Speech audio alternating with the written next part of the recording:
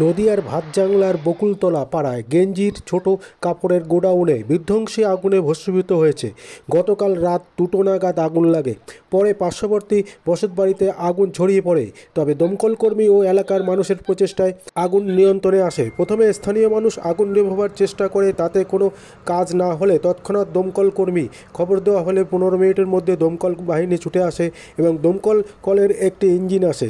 তাতে কাজ না হলে পরে আরও দুটো ইঞ্জিন, মোট 3টে ইঞ্জিন রাতভর আগুন নেভানোর কাজে লাগায় এবং দমকলের 16 জন কর্মীর প্রচেষ্টায় আগুন নিয়ন্ত্রণে আসে। দমকল কর্মীরা এখনও ডাম্পিং কাজ করে চলেছে। আপনারা দেখছেন নিউজ নদিয়া এক্সপ্রেস। চ্যানেলটিকে সাবস্ক্রাইব, লাইক, শেয়ার এবং ফেসবুক পেজটি ফলো করুন।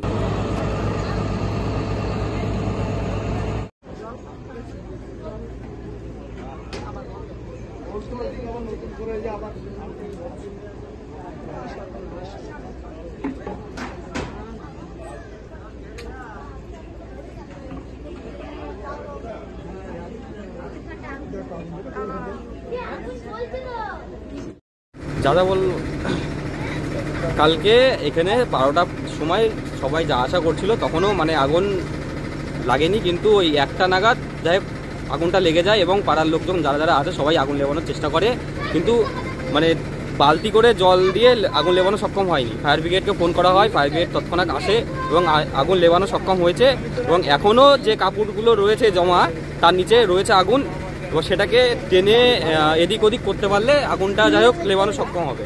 আর ক্ষতির পরিমাণ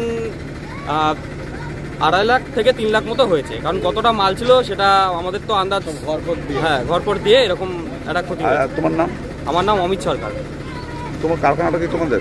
কারখানাটা আমাদের।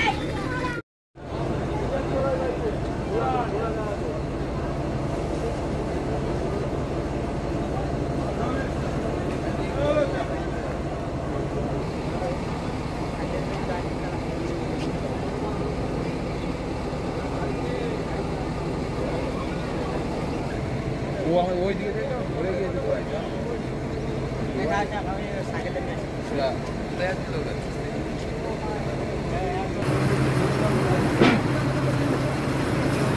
ওইটা প্লিজ দেবেন না। হ্যাঁ।